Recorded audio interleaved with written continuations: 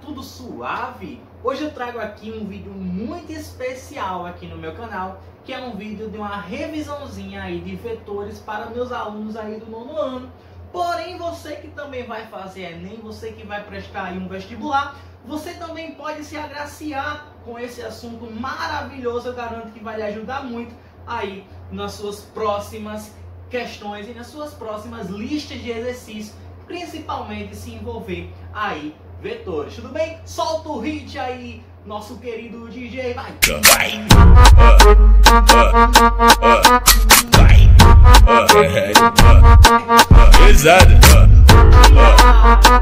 Vamos embora pra cá, olha. Eu trouxe aqui para vocês uma revisão muito importante sobre a parte de vetores, tá? Na questão 1, ela fala assim: determine o vetor resultante. Então, para a gente conseguir determinar o vetor resultante, a gente precisa se ligar em duas coisinhas aí na nossa prova, na nossa questão, que é o quê? É saber a direção e o sentido dos nossos vetores. Se liga aqui no quadro e presta atenção no que nós iremos fazer. Olha só, nós temos aqui dois vetores, né, na letra A, dois vetores, e a gente consegue observar que nós temos dois vetores que estão na mesma direção, ou seja, os dois vetores estão na vertical, não é isso? E a gente também pode observar que esses dois vetores eles estão apontados para o mesmo sentido. E como é que a gente calcula a nossa resultante quando a gente se depara com vetores que estão no mesmo sentido? A resultante, ó, o vetor resultante é a soma dos dois vetores, ó, o vetor A mais o vetor B, certo? Por mais que esses dois vetores não saiam, a gente não saiba dizer quem é o A, quem é o B, mas a gente pode representar qualquer um deles como sendo A e B, beleza? Geralmente o A é sempre o maior vetor e o B é sempre o menor vetor. Essa é uma forma mais rápida assim da gente identificar quem é aquele vetor. Belezinha? Você percebeu que eu coloquei em cima da letra uma setinha? Essa setinha aqui no vetor, ela vai indicar que essa grandeza ela é vetorial, ou seja, que isso é um vetor. Toda grandeza vetorial, todo vetor, ele vai ter em cima da letra que o representa uma setinha. Certinho? Então é simples, ó. Se está no mesmo sentido, se está na mesma direção, é só a gente somar. Então, o nosso vetor resultante, ó, seria 5n. Tá vendo que existe um n aqui? Esse n é a unidade desse vetor, certo? Que em outras palavras a gente conhece o n como a unidade chamada newtons, tá? Mas se preocupa com isso não. O importante é sempre ter o n ali acompanhando a letra e o número, tá? Mais, ó, 3n. Ah, professor, então quer dizer que 5 mais 3, né, vai me dar o nosso vetor resultante, que vale quanto, ó? 8n, né? 8 newtons. Belezinha? Então toda vez, gente, que aparecer dois vetores que estão no mesmo sentido e na mesma direção, a gente vai somar esses vetores, tá? Então se liga aqui na B. Olha só. Ah, professor, na B eu vou ter um vetor para cima e outro vetor para baixo. Mas eles estão na mesma direção, né? Todo mundo está na vertical. Perfeito, beleza sua analogia, né? Porém, você se depara com vetores em sentidos opostos. E toda vez que a gente tiver vetores em sentidos opostos, olha só, o vetor resultante será quem? A subtração desses vetores. Isso mesmo, ó, a subtração vetorial. Então, é simplesmente pegar o maior vetor, né? Lembrando que A vai representar para a gente o maior vetor, ó, maior vetor, e B seria o menor vetor, certo?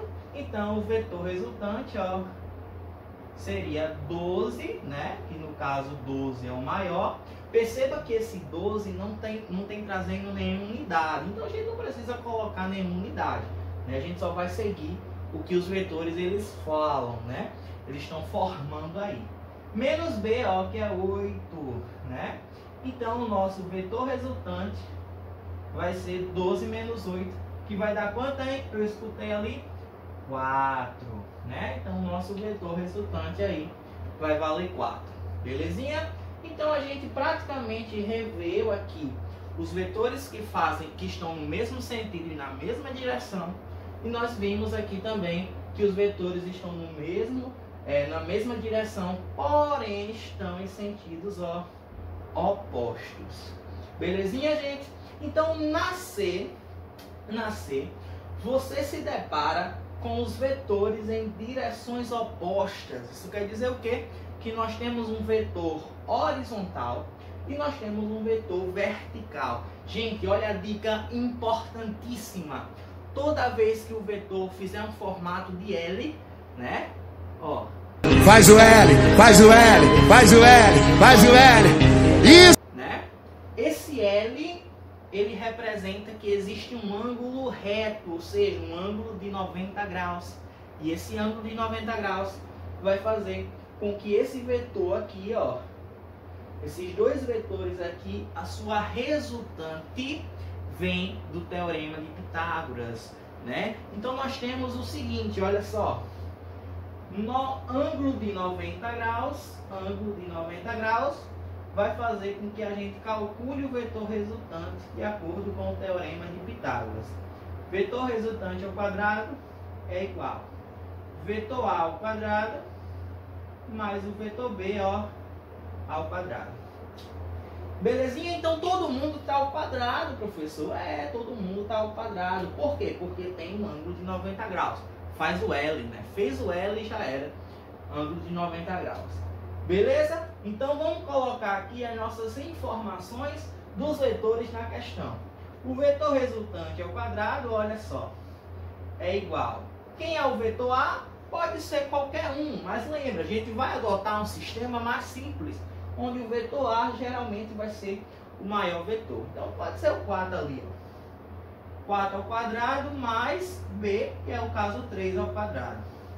Ah, professor, é fácil. Qualquer número elevado ao quadrado é ele multiplicado por ele mesmo. É isso mesmo, gente. Então 4 ao quadrado vai te dar quanto? Quanto? 16, né? É a mesma coisa de 4 vezes 4. E 3 ao quadrado vai te dar quanto? 9, né? Que é a mesma coisa que 3 vezes 3. Ou seja, o vetor resultante ao quadrado é igual a 16 mais 9 deu 20 e quanto? 5, né? Te deu o valor aí de 25. Gente, ó, esse quadrado aqui que está na resultante, ele não vai ficar lá, porque a gente só quer saber o vetor resultante, a gente não quer o vetor resultante ao quadrado. Então o que é que nós podemos fazer? Dica do tio Muralha, olha só. Esse quadrado vai passar para o outro lado em forma de raiz. Então, na verdade, a gente vai ter o vetor resultante, olha só, igual a raiz de 25. Ai, professor, raiz de 25 eu sei. Bora? Quanto é?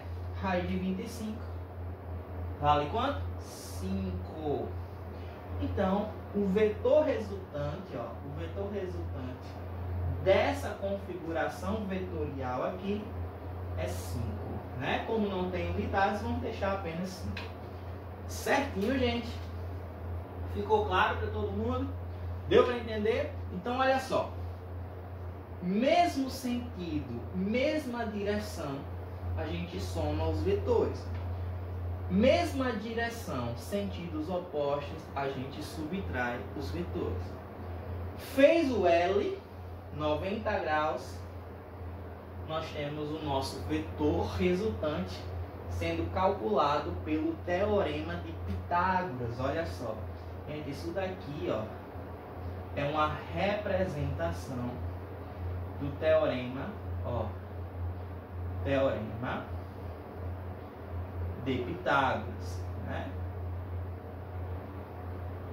Ai, professor, eu não lembro do teorema de Pitágoras. Volta lá na matemática, procura um pouquinho sobre o teorema de Pitágoras, você vai se identificar com essa configuração aqui.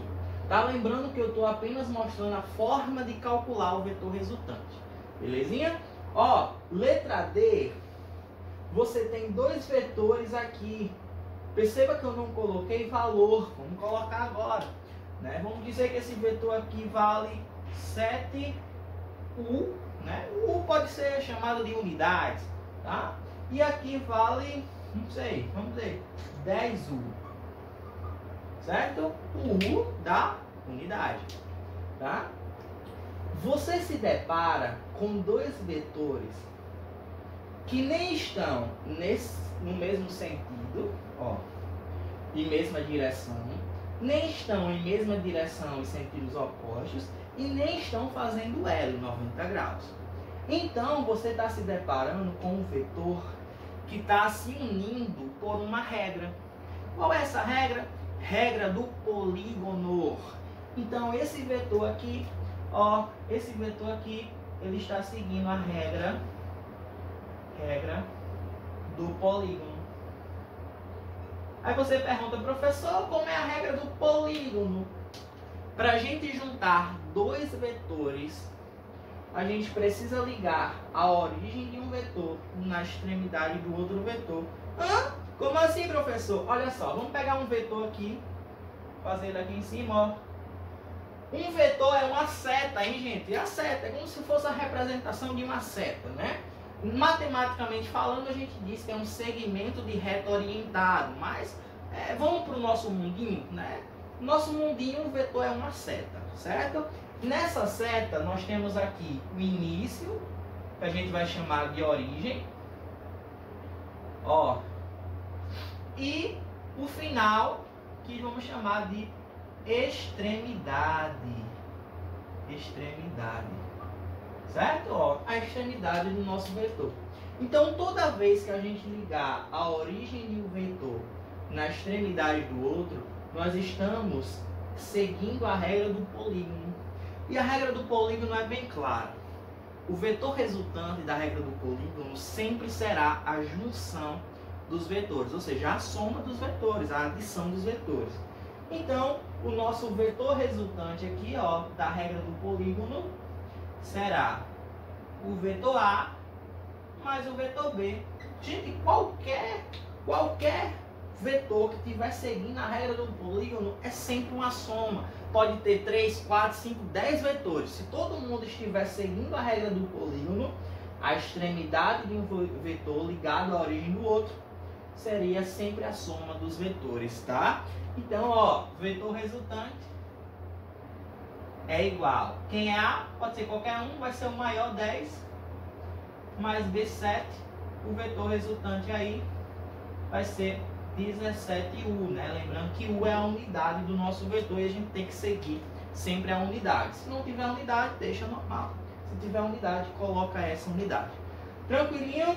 Então é essa praticamente a regra do polígono, vamos dizer assim. Tá? A gente sempre vai somar esses vetores se eles seguirem a regra do polígono. Tá? Olha para cá. Eita, professor, existe agora um ângulo. Olha. Existe um ângulo entre os meus vetores. E agora, professor? Gente, é simples. É simples. Olha só. Você percebe que seria a mesma coisa daqui de baixo, ó. Praticamente tem a mesma configuração. Porém, o que muda da letra D para a letra E é a forma de desenhar, de representar esse vetor. Porque ó, aqui liga origem com extremidade e aqui liga origem com origem. Geralmente, quando é ligado origem com origem, ele vem um ângulozinho aqui. E esse ângulozinho aqui, ele representa o que chamamos, olha só, de regra do paralelogramo. Paralelogramo. É tipo aquele paralelepípedo, né? É o paralelogramo, tá? Então, esse paralelogramo, ele vai indicar que tem um ângulo entre os vetores e temos aqui, ó, origem com origem sendo ligados, tá? Aqui você não percebe nenhum ângulo e é ligado a origem com a extremidade. Então, na regra do paralelogramo, existe uma fórmula né, diferente, é um pouco grande, assim, mas a gente consegue destrinchar fácil, né? A regra do paralelogramo diz que o vetor resultante é calculado pela lei dos cossenos na matemática. Se tu não lembra o que é a lei dos cossenos, tu vai lembrar agora, olha só. A lei dos cossenos é mais ou menos assim, ó. O vetor resultante ao quadrado é igual ao vetor A ao quadrado mais o vetor B ao quadrado mais 2 vezes o vetor A vezes o vetor B vezes o cosseno do ângulo. Tá, bexiga, professor. Esse negócio aí vai dar certo, eu vou lembrar na prova, você diz assim, misericórdia, Jesus. Né? Você vai lembrar, gente, você vai conseguir lembrar dele na hora da questão, na hora da prova, tá? Porque é fácil de identificar o vetor que iremos usar essa resultante. Se tiver ângulo, você usa a lei dos cossenos, se não, né, você não usa. Então, a lei dos cossenos, que é o que temos aqui, ó. Vou botar aqui, lei dos cossenos. Lei dos cossenos nos ajuda aí a manusear o vetor resultante. Belezinha? Então vamos aqui, ó. Vamos fazer esse vetor resultante aí acontecer, né? Vamos fazer ele surgir aí no valor correto, tá? Então, ó, o vetor resultante ao quadrado é igual. Quem é o vetor A? Pode ser o maior vetor, 5, né? 5 ao quadrado. Mais vetor B, 3 ao quadrado. Mais 2 vezes o vetor A, 5, vezes o vetor B, que é 3, vezes o cosseno de 60 graus. Para quem não lembra, né, cosseno de 60 graus, vou botar aqui do ladinho, ó. Cosseno de 60 graus vale 1 sobre 2, né, ou 0,5. Né? Então vamos ter aqui que o vetor resultante ao quadrado, ó, é igual. Quanto é 5 ao quadrado, hein? 25. Mais 3 ao quadrado, 9, mais 2 vezes 5 dá 10, né? 10 vezes 3, 30. 30 vezes o cosseno de 60, que é 1 sobre 2.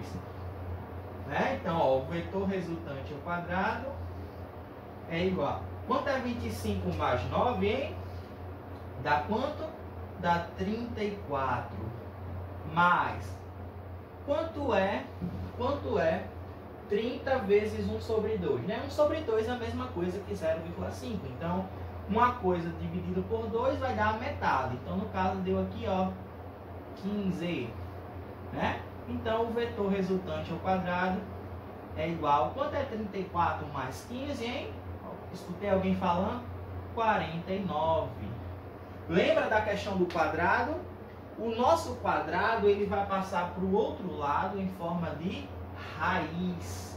Então a gente vai ficar com o vetor resultante igual a raiz de 49. Eita, professor, eu sei quem é a raiz de 49. O nosso vetor resultante é igual a 7. Né? Ó, fiz esse cálculo todo, mas o resultado até que deu aí um resultado legal. Né? Então o nosso vetor resultante ele vale 7. Belezinha? Deu para entender como é que a gente consegue encontrar os vetores resultantes? Eu fiz um exemplo de cada partezinha para a gente tentar entender como é bom e como é fácil a gente interpretar e entender como é que se calcula o vetor resultante. Beleza? Na questão 2, a questão diz assim, ó. Determine e classifique as grandezas. Como é que a gente classifica as grandezas, professor? Nós temos 2 tipos de grandezas, né? As grandezas chamadas de escalares e as grandezas chamadas de vetoriais. Quem são as grandezas escalares? Ah, professor, escalar é aquela que só tem uma característica, que é o quê? A intensidade, né? É isso mesmo? É isso mesmo. A escalar, gente, ela é classificada apenas pelo número e pela unidade, né? Então, por exemplo, você tem a sua massa, você vai lá na balança, você vai medir a sua massa. Geralmente a gente chama de peso, né? Mas depois você vai entender melhor que peso não é isso de verdade, tá? Então você vai lá na balança, você sobe na balança, você vê lá a sua massa, 70 kg. Ah, estou com 70 kg, estou mexendo, né? Tô. Mas aí esses 70 kg, você só precisa dele para definir a sua massa. Então você só tem ali a unidade e o número. Então isso é considerado uma grandeza escalar. Você vai olhar o tempo, agora são 14 horas da tarde. 14 horas da tarde, não preciso mais de nenhuma informação para dizer que são 14 horas. Então, consequentemente, também é considerado uma grandeza escalar. Certo? Você vai, por exemplo, medir uma coisa.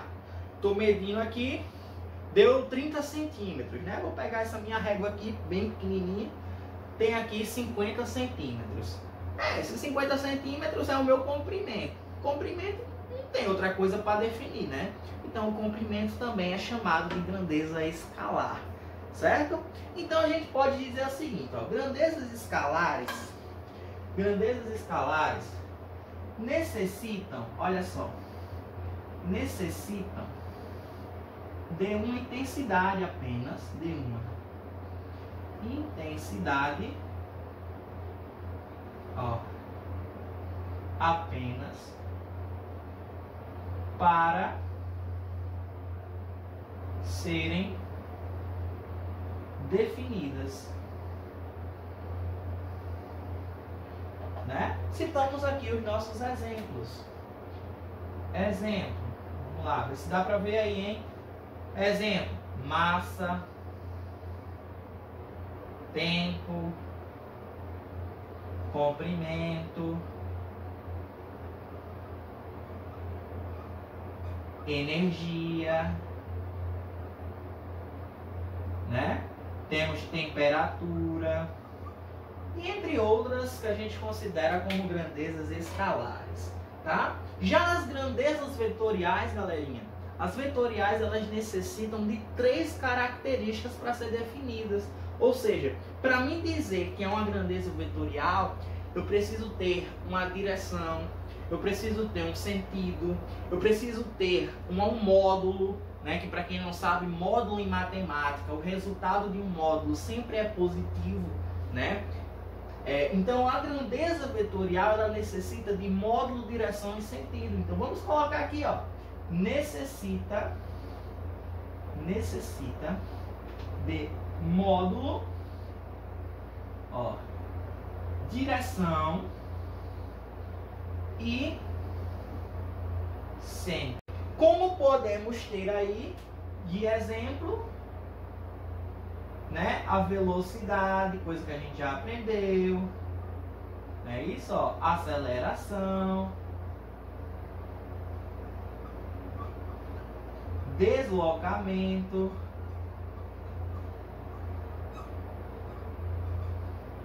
força, né, momento linear, fora outras coisas que nós temos aí que indicam que são grandezas vetoriais, tá? Então um vetor, por exemplo, é uma grandeza vetorial, né? O que vai representar o nosso vetor é sim uma grandeza vetorial. Então, por exemplo, quando eu falei 5N, eu disse 5 newtons, né? Para quem não sabe, newton é uma grandeza associada à força, né? Então, se força é vetorial, força pode ser representado por um vetor, tá? Ou por mais vetores, né? Vai depender aí da situação que a gente estiver vendo. Belezinha, questão 2 aí. Deu para entender legal? Vamos agora para a questão 3, hein? Questão 3 diz assim, ó: calcule o vetor resultante entre dois vetores perpendiculares que valem 8U, né? 8U, 8 unidades e 6 unidades respectivamente. Olha só. A questão falou de vetor perpendicular. Gente, o nome perpendicular quer dizer o quê? 90 graus. Ah, professor, então toda vez que a questão falar que tem dois vetores perpendiculares, quer dizer que eles estão fazendo L? Estão a 90 graus? Perfeito, né? Então essa seria uma forma de a gente calcular o vetor que não seja graficamente, que a gente não consiga ver o vetor, mas que a questão consiga interpretar esse vetor para a gente conseguir fazer. Então esses vetores estão a 90 graus, eles são perpendiculares. Como é que a gente calcula o vetor perpendicular? Usando o teorema de Pitágoras, né? Ó, vamos lá. Vetor resultante ao quadrado é igual ao vetor A ao quadrado mais o vetor B ao quadrado. Perceba que ele deu os valores de 8 e 6, né? Então a gente vai aplicar aqui, ó, vetor resultante ao quadrado é igual a 8 ao quadrado mais 6 ao quadrado. Então o vetor resultante ao quadrado vai ser igual, ó, quanto é 8 ao quadrado? 64. Mais, quanto é 6 ao quadrado? 36. Ó, vem pra cá. Vetor resultante ao quadrado é igual a, quanto é 64 mais 36? 100. Então, esse quadrado vai passar a raiz, né? O vetor resultante igual a raiz de 100. Quanto é a raiz de 100, galerinha? 10. Então, o vetor resultante é 10U. Olha só que legal, né? Deu para entender? Ficou claro para você? Comente aí, tá? Na parte dos comentários que você é meu aluno, que você é do 9º ano e que você gostou dessa aula. Belezinha, gente? Um beijo para todos vocês e até a nossa próxima aula.